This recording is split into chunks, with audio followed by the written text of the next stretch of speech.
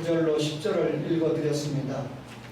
스가랴라고 하는 뜻은 여호와께서 기억하셨다라고 하는 뜻인데, 구약 성경에 스가랴라고 하는 이름이 무려 29명이나 나오게 됩니다. 어떤 스가랴일까 보니까 스가랴 1장 1절에 id도의 손자 베레가의 아들이다, 그렇게 소개를 하면서 스가랴는 제사장이면서 선지자다, 이렇게 소개를 하고 있습니다. 스가랴서는 전부 14장으로 구성되어 있는데, 이 전반부와 후반부로 나누어서 생각을 해볼 수 있는데, 바벨론 포로 생활을 마치고 이스라엘 백성이 고국으로 돌아오지 않습니까? 돌아왔지만 저들이 여전히 영적으로 대단히 무관심하고, 그리고 율법을 무시하고, 그리고 도덕적으로 대단히 해이한 삶을 살고 있었습니다. 그러니까 이 영적인 각성을 스가랴 선지자를 통해서 성결하게 살아야 된다, 하나님의 언약 백성은 성결하게 살아야 된다는 것을 강조하고, 학계 선지자와 더불어서 성전 재건을 촉구했습니다. 성전은 메시아 예수를 상징하는 것이죠. 그래서 예수님을 소망하게 만들고, 그리고 9장부터 14장까지 집중적으로 예수님에 대해서 설명을 하는데, 메시아 왕국, 메시아의 통치, 다시 말하면 이스라엘의 남은 자들이 이 메시아 소망을 하면서 살아야 된다라고 하는 것을 강조한 선지자가 스가랴 선지자입니다. 이 스가랴서를 읽어보면 예수님의 초림과 예수님의 재림에 대한 예언이 상당히 많이 있습니다. 그래서 우리가 신약의 요한계시록이 있잖아요. 구약의 계시록이라고 말할 때는 스가랴서를 구약의 계시록이다, 이렇게 말하는데, 실제로 사도 요한이 요한계시록을 기록하면서 스가랴서에서 30번이나 인용을 해서 요한계시록을 기록한 것을 보아도 구약의 계시록이 스가랴다라고 하는 것을 알 수가 있습니다. 말하자면 이 메시아 왕국, 또 메시아의 통치를 스가랴서에서 많이 언급을 했는데, 이 새 예루살렘에서 영원한 낙원을 이루고 산다라고 하는 것을 가르쳐주기 위해서 스가랴가 이런 예언을 했던 것이죠. 유명한 종교 개혁을 일으켰던 마르틴 루터가 신부이지 않습니까? 그런데 그가 말하기를 모든 예언서의 정수가 스가랴서다. 이사야부터 말라기까지 17권의 예언서가 있는데, 그 예언서 가운데 정수가 스가랴서다. 마르틴 루터가 왜 그런 얘기를 했을까요? 스가랴서를 읽어보니까 외적으로는 성전 재건을 강조를 했고, 내적으로는 성전의 실체이신 예수 그리스도의 초림과 재림을 예언했기 때문에 스가랴는 모든 예언서의, 이 루터는 모든 예언서의 정수가 스가랴서다, 그렇게 보았던 것입니다. 여러분, 오늘 이 스가랴서를 통해서 이 그리스도의 속죄 역사, 예수를 통해서 죄 용서받지 않습니까? 그런데 거기서 끝나면 안 된다. 구원받은 신자는 삶을 통해서 그 윤리를 실천해야 된다라고 하는 것을 스가랴서가 강조하고 있습니다. 말하자면 오늘 제가 설교에서 다루지 않지만 스가랴 3장에 보면 그리스도의 속죄로 죄 씻음을 받는다, 이게 강조하면서 거기에서 끝나면 안 되고 죄 용서받은 신자가 성결 생활을 통해서 하나님의 뜻에 부합한 삶을 살아야 된다라고 하는 것을 강조하는 것이 스가랴 선지자입니다. 우리가 로마서를 읽어봐도 예수 믿고 구원받는다로 끝나지 않죠? 구원받은 신자는 그러므로 너희 몸을 거룩한 산 제물로 드려야 된다 해서 예수 믿는 신자가 신앙과 삶이 일치해야 된다라고 하는 것을 강조하고 있는 것이죠. 이번 주간에 성탄절이 있는데, 제가 오늘 이 성탄절을 앞두고 평화의 왕으로 오신 예수 그리스도라고 하는 제목으로 본문에 의거해서 말씀을 전하려고 합니다. 스가랴 선지자는 예수님 오시기 전 약 5세기 전에 선지자였는데, 바벨론에서 귀환을 해서 성전 재건을 촉구했던 선지자로 유명합니다. 이 학계 선지자도 성전 재건을 촉구했죠. 그런데 학계 선지자가 촉구하지 않은 메시아에 대한 예언까지도 풍성하게 내놓은 선지자가 스가랴 선지자입니다.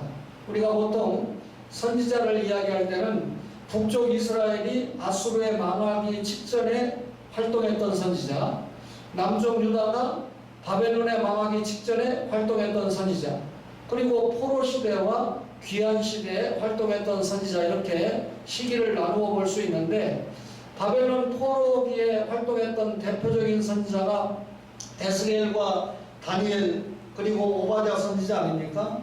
그리고 포로를 마치고 예루살렘으로 귀환했을 때, 이스라엘로 귀환했을 때 활동했던 선지자가 학계, 스가랴, 말라기, 구약 성경에 보면 마지막 세 권으로 쭈르륵 배치가 돼 있죠. 그러면 이 스가랴 선지자는 포로 이후에 귀환 시기에 활동했던 선지자인데, 누구보다도 메시아에 대해서 많은 예언을 했다. 사실 이 구약 성경에서 메시아에 대해서 가장 많은 예언을 한 선지자가 이사야이기 때문에 이사야를 제5복음서라고 말하잖아요. 어떤 의미에서 스가랴서는 이사야 다음으로 예수님에 대한 예언을 많이 했기 때문에 제6복음서다라고 제목을 붙일 만큼 예수님에 대한 말씀을 많이 해서 가장 메시아적이고 또 계시적이고 종말론적인 책으로 알려져 있습니다. 말하자면 이 12소선지서, 이 선지서가 17권인데 앞에 분량이 많은 것을 대선지서라고 하고, 그 다음에 뒤에 이 호세아부터 말라기까지 12권의 성경을 소선지서라고 하는데, 특별히 소선지서 가운데 메시아 예수에 대한 예언을 가장 많이 했기 때문에 독특한 위치를 점유하고 있다, 이렇게 말할 수 있습니다. 그러면 도대체 얼마나 예수님에 대한 예언을 많이 했느냐 할 때, 제가 이 주보에는 제시했겠습니다만 예수님의 초림과 재림을 스가랴가 많이 예언했어요. 그러면서 뭐라고 그랬냐면, 예수님은 여호와 하나님께서 보내신 천한 종이다, 그걸 표현하기 위해서 싹이라고 하는 표현을 했고, 또 예수님을 제사장과 왕으로 표현을 했습니다. 오늘 여러분과 제가 읽은 스가랴 9장 9절로 10절에는 온유와 화평으로 그의 왕국을 건설하는 왕으로 예수님을 표현을 했습니다. 또 거절당하고 배신당하여 팔리는 자, 구원자, 이런 직접적인 예수님에 대한 표현을 스가랴가 많이 했고, 7눈을 가진 돌, 모퉁이 돌, 말뚝, 싸우는 활, 찔림을 받는 자, 씹는 샘, 칼로 침을 당한 버림받은 목자 등 메시아 예수님을 지칭하는 표현을 스가랴가 다양하게 동원을 하고 있습니다. 그래서 후반부인 9장부터 14장까지는 메시아에 대한 예언과 그의 나라에 대한 기록인데, 이 책의 3분의 1은 메시아에 대한 예언이다, 이렇게 우리가 이해를 해도 무방할 만큼 예수님에 대해서 굉장한 애정을 가지고 예언한 선지자가 스가랴 선지자다, 그 말입니다. 오늘 스가랴 당시에는 예수님이 이 땅에 아직 안 오셨죠. 그러니까 오실 메시아에 대해서 예언을 했는데, 오늘 읽었던 본문에 보니까 시온의 딸, 예루살렘의 딸, 누구를 말합니까? 하나님의 언약 백성, 구약의 이스라엘 백성을 지칭하고 신약의 예수 믿는 여러분과 저를 그렇게 표현을 한 것이죠. 그리고 내 왕이 내게 임하신다 그랬어요. 내 왕, 메시아가 내게 임하신다. 어떤 왕입니까? 이 본문은 예수님의 탄생을 예언하고 있다라고 하는 것을 알 수가 있습니다. 예수님의 탄생 예언이 어디에서 시작이 되죠? 창세기 3장 15절에서 시작되죠. 그러니까 예수님이 오시기 약 3,500년 전부터 메시아 탄생이 예언이 됐던 겁니다. 그리고 아브라함에게 그 메시아가 너를 통해서 온다 약속이 됐죠. 야곱이 유언할 때 유다의 라인을 타고 유다 지파를 통해서 예수님이 오신다, 그렇게 예언이 됐죠. 다윗을 통해서는 너를 통해서 예수가 오고 메시아 왕국이 건설된다라고 하는 왕국 언약을 약속을 했죠. 미가를 통해서는 예수님이 어디에서 태어난다고 예언이 됐습니까? 베들레헴에서 태어나신다고 그렇게 예언이 됐죠. 이렇게 예언된 예수님을 오늘 스가랴 9장 9절을 통해서 예수님의 탄생을 예언하고 있는 겁니다. 뭐라고 예언했습니까? 시온에 따라 크게 기뻐할지어다. 예루살렘에 따라 즐거이 부를지어다. 보라, 내 왕이 내게 임하시나니. 예수 그리스도 왕이 내게 임한다. 이렇게 예언을 했는데 사실 구약에서 가장 마지막에 예수님을 예언하는 것이 말라기 4장 2절인데 공의로운에 치료하는 광선 이렇게 예언이 됐어요. 그래서 구약에 여자의 후손으로 예언이 돼서 공의로운 해로 끝나는 이 예수님에 대한 예언이 무려 450번 이상이나 예수님이 오신다고 예언을 했던 것입니다. 그런데 그 예수님이 실제로 2000년 전에 이 땅에 오셨습니까? 안 오셨습니까? 오셨습니다. 그러니까 스가랴의 예언은 그대로 성취가 된 것이죠. 오늘 읽은 본문은 예수님의 탄생을 예언한 본문이고, 그런데 그 예수님이 오시는 것은 큰 기쁨의 소식이라는 겁니다. 오늘 9장 9절 서두에 시온에 따라 크게 뭐라고요? 기뻐할지어다.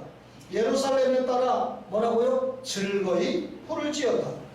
크게 기뻐하고 즐거이 부른다는 것은 예수님이 탄생하시는 것은 큰 기쁨의 소식이다. 우리 모두의 기쁨이 된다. 그 말이죠.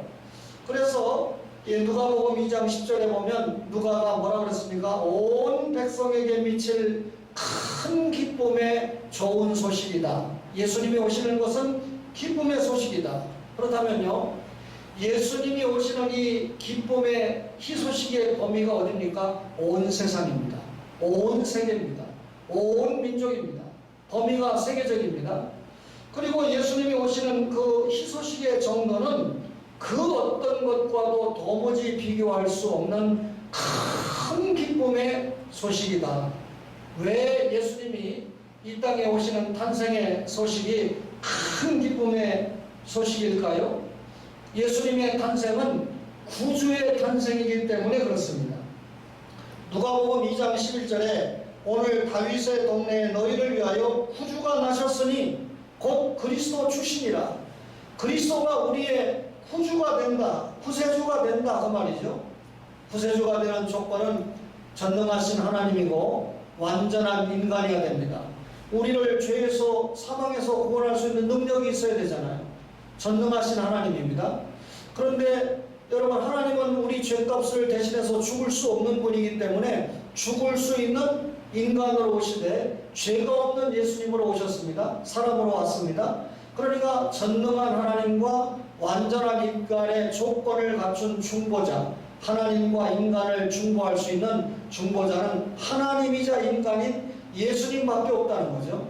그래서 그가 우리의 죄를 제거하기 위해서 화목제물로 십자가에 죽지 않았습니까? 한마디로 말하면 인간이 가장 공포로 떠는 것이 무엇입니까? 죄와 죽음의 문제 아닙니까? 죄 때문에 죽는다. 이 죄와 죽음의 문제가 가장 공포스러운 문제인데 이 문제를 해결할 수 있는 길은 다른 길이 없잖아요. 오직 예수님이 내 죄 때문에 십자가에 죽으시고 그 사실을 우리가 영접하는 것 외에는 다른 길이 없지 않습니까?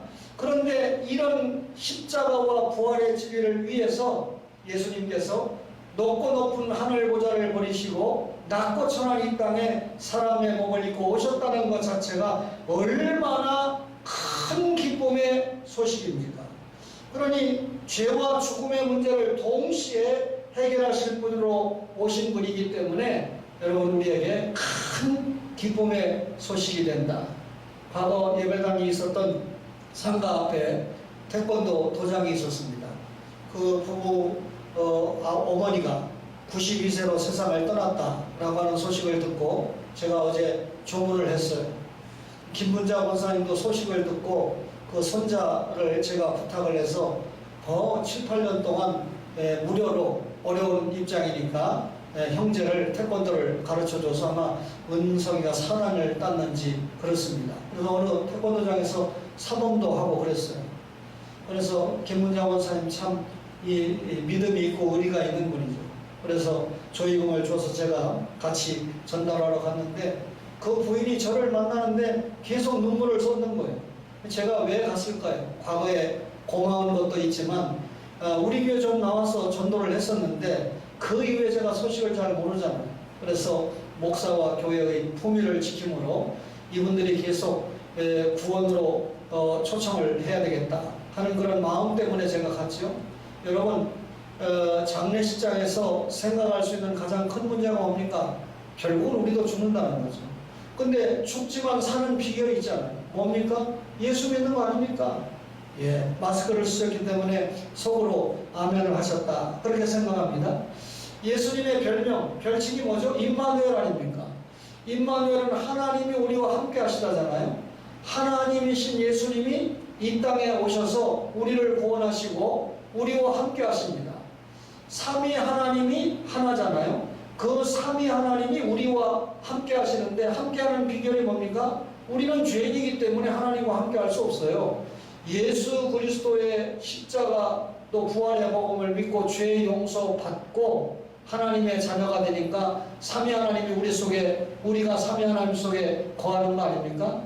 그러면 하나님이 우리와 함께 하신다, 임마누엘 하신다, 그러면 이미 죄 용서 받은 거잖아요. 그러면 임마누엘 하시면서 우리가 지옥 가지 않도록 끝까지 지켜주시고 하나님의 일을 감당할 수 있도록 힘을 주신다 하는 의미 아닙니까? 그렇기 때문에 예수님이 이 땅에 오셨다라고 하는 것은 여러분과 저에게 얼마나 큰 기쁨의 좋은 소식입니까? 이걸 누가 지금 예언했습니까? 스가랴가 그렇게 예언했는데 여러분과 저에게 큰 기쁨의 좋은 소식인 줄 믿습니다. 스가랴가 제시하는 메시아는 공의롭고 구원을 베푸시는 겸손한 왕이라는 겁니다. 여러분, 우리가 소망하는 가장 고상한 이 가치가 공의 아닙니까? 공의가 무너지면 각종 부조리와 비리가 난무하게 되어 있습니다. 이 공의가 무너지면 권력자의 횡포, 그리고 권력자의 이 극성, 모말입니다. 여러분, 이 세상의 어떤 통치자도 모든 사람에게 평등하고 공의롭지 못했습니다.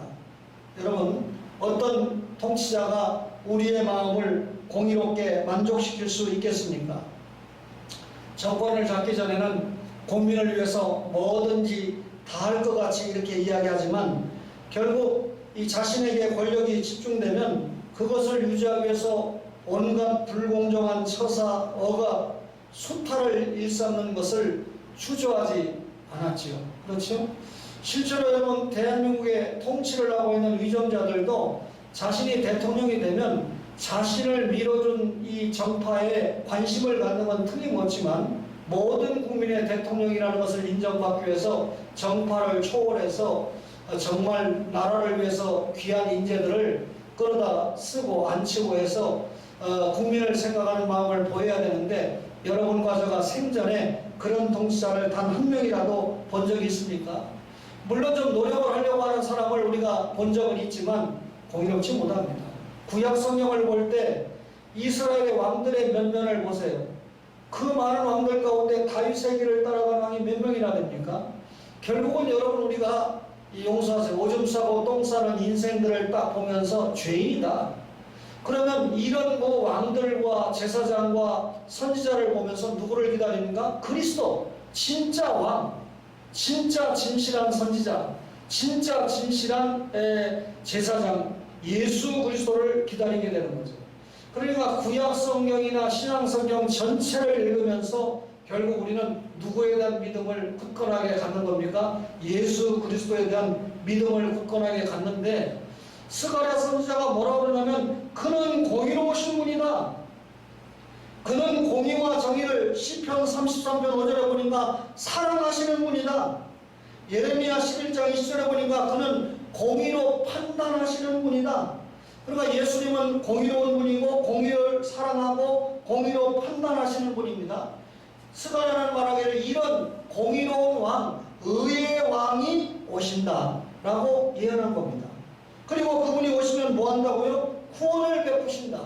구원은 아무나 베풉니까? 구원을 베풀려면 능력이 있어야 되잖아요. 우리 죄 문제를 해결할 수 있는 능력이 있어야 되잖아요. 그래서 전능한 하나님이고 완전한 인간이어야 된다. 누구뿐입니까? 예수 그분뿐입니다. 낙이 새끼를 타고 오신다라고 하는 건 겸손이잖아요. 세상에 인간의 속적인 죄 문제, 죽음의 문제를 해결하기 위해서 이 땅에 오시는 분이 정말 이 뭘 타고 오신들 우리가 할렐루야 못하겠어요? 근데 겨우 낙이 새끼 한 마리를 타고 오신다. 사실 그분이 말구유에 나셨죠? 자기를 빚고 비어서 높고 높은 하늘 보자 버리고 낮고 천한 이 땅에 오시지 않았습니까? 오늘 스가랴 선지자가 10절에 뭐라고 그랬어요? 에브라임의 병거, 예루살렘의 말을 끊고 전쟁하는 활도 끊어버린다 그랬습니다. 그러면 이 예수님이 용서하세요. 겸손과 공의를 가지고 세상을 구원하시는 하나님의 아들로 온다. 스가랴 9장 이 9절의 말씀에 보니까 공의로운 분으로 온다. 구원을 베푸시는 분으로 온다. 그런데 겸손하게 오신다. 결론이 뭡니까? 겸손과 공의를 가지고 세상을 구원하시는 하나님의 아들로 온다. 이게 스가랴의 예언입니다. 그런데 그분이 이 땅에 오셔서 하시는 한 가지 중요한 사역을 평화를 이루신다 그랬어요. 조금 전에 읽었던 10절에 보니까 이 에브라임의 병거 예루살렘의 말을 끊고 전쟁하는 활도 끊으신다 그랬죠. 병거나 말이나 활은 다 전쟁 도구 아닙니까?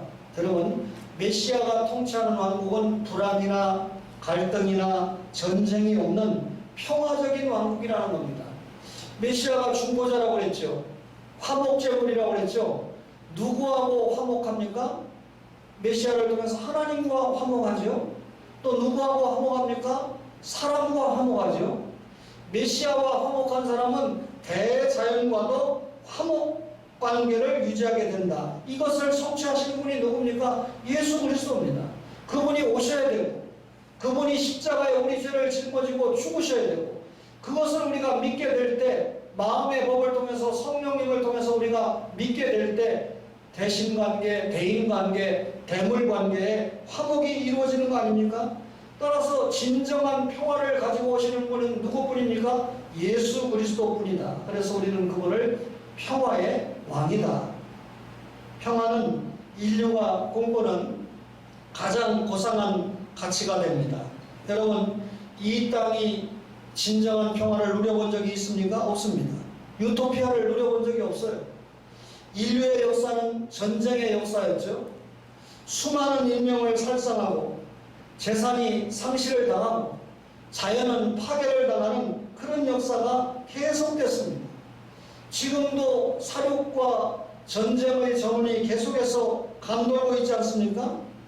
우리가 이것도 목차인데 요즘은 무슨 전쟁까지 하고 있습니까? 세균과의 전쟁까지 하면서 불안과 공포에 휩싸여 있지 않습니까? 따라서 평화는 우리 모두의 갈망이 됩니다. 평화라고 하는 말이 신약성경에 100번 이상 나오는데요. 우리말 성경에는 이 에이레나라고 하는 평화가 평화, 평강, 화평, 평안 등등 여러 가지 번역을 내놨는데 너희에게 평강이 있을지어다. 평강의 하나님 이런 표현이 많이 나오죠. 그러면 이 신약 성경에서 이 예수님 하나님이 평화를 주신다. 평강의 하나님 너희에게 평안이 있을지어다. 우리에게 평화가 얼마나 중요한 것인가 라고 하는 것을 알 수가 있죠. 얼마나 중요했던지 초대교회 성도들을 만나면 샬롬 평안하십니까? 평화를 가지고 인사를 했습니다. 바울 사도가 이방인이었던 고넬료에게 하나님의 말씀을 전하게 되죠. 베드로가 이 고넬료를 만나게 됐을 때 고넬료가 이방인 백교 장교지만 고넬료를 초청해서 하나님의 말씀을 열심히 듣게 됩니다. 그때 베드로가 마지막 종합적인 결론의 말씀이 뭐였습니까?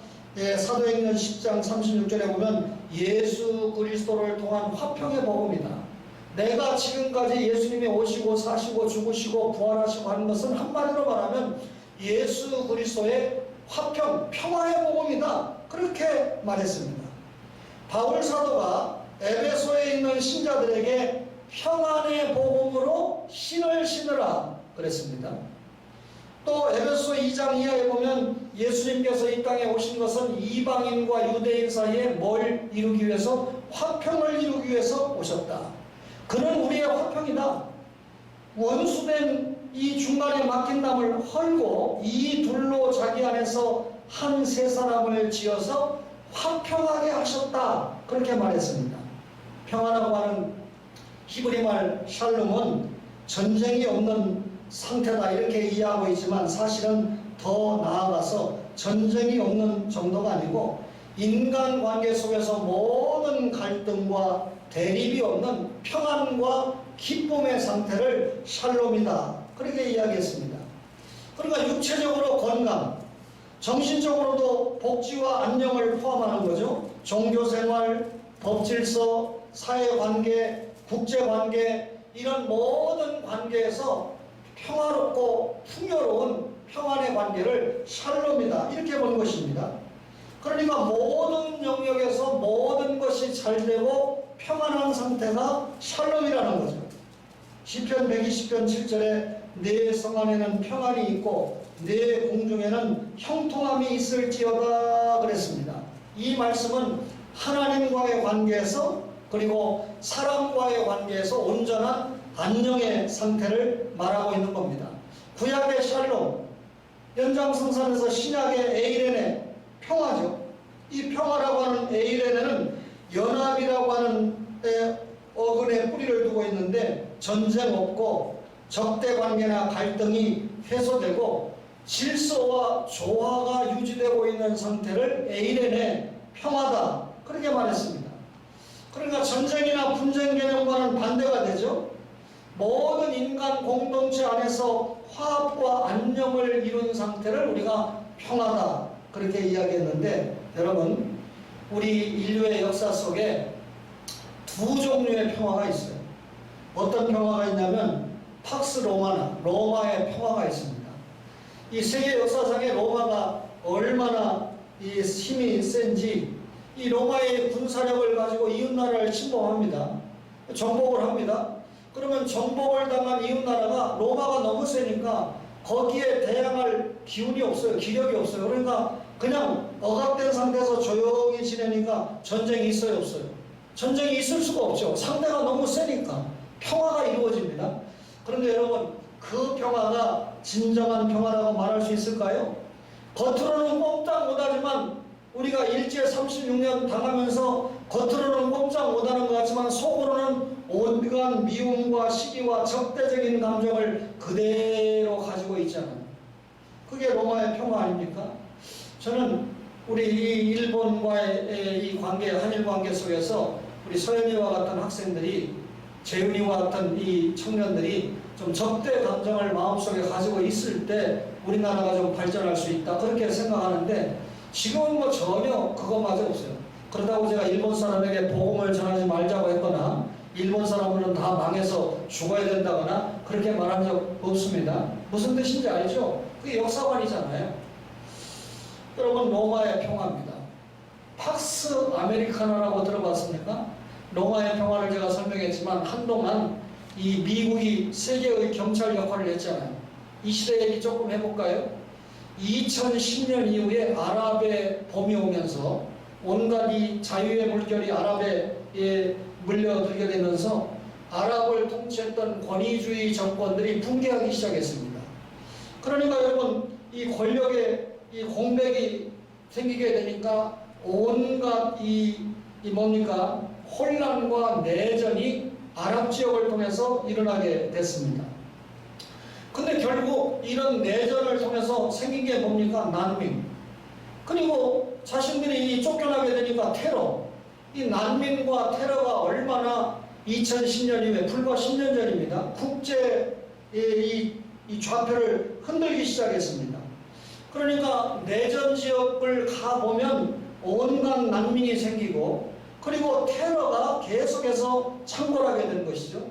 이런 시기에 유럽이 미국이 너무 세니까 유럽 연합을 통해 가지고 자유주의 국제 질서를 기치하에 유럽이 하나가 되는 그런 대오를 갖추게 됐지만 지금 여러분 영국이 탈퇴하고 비틀비틀되고 있지 않습니까? 난민 문제 해결 못합니다. 유럽이 테러에 직면했지만 그 문제 해결하지 못하고 있습니다. 그런 틈에 세계의 경찰로를 했던 미국은 트럼프가 대통령이 돼가지고 뭐 퍼스트 아메리카나 어쩌고 저쩌고 하면서 미국만 생각하는, 그러니까 하나님이 복음을 통해서 미국에게 부여했던 모든 사명, 그분이 정치를 잘했다 못했다 내가 그 평가하는 거 아닙니다. 미국이 가져야 될 가치를 상실하는 세계 질서를 흔드는 그런 정치를 했습니다. 여러분, 과거에는 핵전쟁 얼마나 무서웠습니까? 또 핵전쟁이 아니라도 온갖 신식 무기를 동원해서 하는 전쟁이 얼마나 무서웠습니까? 그런데 요즘은 그런 전쟁보다는 테러, 그리고 이 난민의 위기가 세계를 위협하잖아요. 오죽하면 이 트럼프가 이런 정책 속에서 멕시코 난민들 못 오게 한다고 그 수천 킬로를 온갖 이 담을 쌓고 있는데, 마저 지금 다 못 샀는데 자기 임기 끝나기 전까지 쌓겠다고 지금도 그거를 지금 진행하고 있잖아요. 국제 정세가 지금 그렇게 변해가면서 이웃 나라와 평화를 그만두고 완전히 벽 쌓게 하고 있지 않습니까? 우리는 남북이 벽을 쌓은 지 이미 오래 됐습니다만, 그런데 그런 사이에 2020년에 뭐가 시작됐습니까? 코로나19 팬데믹이 시작됐습니다. 처음에 이게 시작되니까요, 나라와 나라끼리 벽을 치고 서로 못 오게 하고 코로나 옮긴다고 얼마나 봉쇄했습니까? 심지어 우리나라 대구에 코로나가 좀 창궐하니까 대구 사람들은 우리 동네 오지 마라 하고 도시와 도시까지도 경계를 하고 난리가 되지 않았습니까? 세계 지도자들이 팬데믹을 맞이하면서 초창기에 방역, 그리고 여러 가지 백신 문제를 가지고 자기네 나라만 살겠다고 하는 그런 지도력을, 아메리칸 퍼스트만 주장하는 그런 지도력을 보이기 시작했지만 결국 됩니까? 안 됩니까? 여러분, 한 나라만 지금 이 팬데믹에서 자유한다고 끝날까요? 이 국제시대. 결국은 온 세상이 팬데믹에서 자유하지 않으면 온전하게 회복이 될 수 없다는 결론을 서로가 지금 알고 있습니다. 하나님께서 어떠면 팬데믹을 통해서 새롭게 하나가 되기 위한 이 길을 모색해 주신다라고 하는 이런 해석이 가능한데, 그런 의미에서 하나님께서, 저는 하나님의 절대 주권을 믿으니까 현재 정부가 잘 못해도 하나님이 세운 정부라고 생각합니다. 그러니까 기도할 수밖에 없죠. 하나님께서 트럼프 정부를 치워버리고 바이든 정부를 새롭게 출범시킨 것은 다시 미국을 통해서 복음을 받은 나라 아닙니까? 세계 선교를 감당해야 될 책임이 있는 나라 아닙니까? 뭐 우리가 세계 선교를 감당한다고 하는 복음적인 책임은 지지만 세계 질서를 좌우할 만한 힘을 이 정부, 이 나라가 가지고 있습니까? 아직은 미국이죠. 제가 사대주의입니까? 그렇지 않습니다. 복음적인 측면에서 하나님께서 바꾸셨다, 그래 생각해요. 바이든 정부를 위해서 기도해야 됩니다. 그가 신앙적으로 우리가 좀 맞지 않는 부분, 이 동성애를 인정한다든지 이런 부분이 있지만 세계의 질서를 바로 잡고, 그리고 복음 전파하는 데, 길을 여는데 앞장설 수 있는 지도자가 되도록 해야 된다. 오바마 시대에는 그래도요, 여러분, 미국 사람들이 그 유색인종을 이 대통령으로 뽑는다는 게 우리 같으면 가상키나 한 일입니까? 어쨌든 이 세계의 복음을 전하는 데는 그렇게 막힘이 없었어요. 근데 지금 얼마나 힘이 듭니까? 로마의 평화 좀 이야기했어요. 그 정도 가지고는 안 되죠. 무슨 평화가 돼야 되죠? 예수 평화입니다. 예수님의 평화는 사랑과 자비에 기초한 진정한 평화라는 거죠. 그는 평화의 왕으로 오셨습니다. 십자가의 피로 말미암아 평화를 이루어 가셨습니다. 예수님의 탄생, 그분의 삶, 그분의 가르침, 십자가의 죽음과 부활은 진정한 평화와 화해의 기초가 된다는 것이죠. 다시 말하면 예수 그리스도가 없는 세계에는 진정한 평화가 있을 수 없다, 그 말이죠. 그래서 오늘 스가랴 선지자는 평화의 왕 예수 그리스도다. 예수님이 탄생한 것은 우리에게 진정한 평화를 주는 사건이다.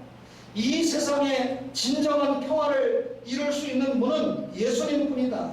그래서 선지자 이사야는 흑암에 행하던 백성이 큰 빛을 보았다. 한 아기가 났다. 그는 어깨에 정사를 메었고 그의 이름은 기묘자 모사 전능하신 하나님 영존하시는 아버지라 평강의 왕이라 그렇게 예언했습니다. 그러면서 그 정사와 평강의 더함이 무궁하다. 이사야도 예수님이 평화의 왕으로 오실 것을 예언했고 스가랴도 예수님이 평화의 왕으로 오신다 그렇게 예언한 겁니다.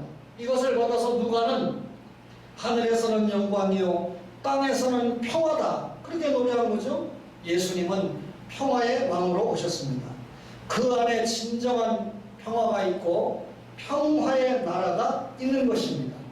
예수 믿는 여러분과 저가 분열과 대립이 있어서는 안 됩니다. 긴장과 갈등이 있어서는 안 됩니다.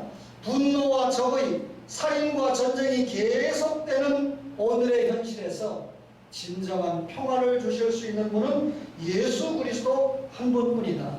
따라서 우리가 예수 믿는 믿음 안에서 평안의 관계를 이루기 위해서 애쓰는 것이 성탄을 맞이하는 여러분과 저의 차세가 되어야 된다 그 말이죠.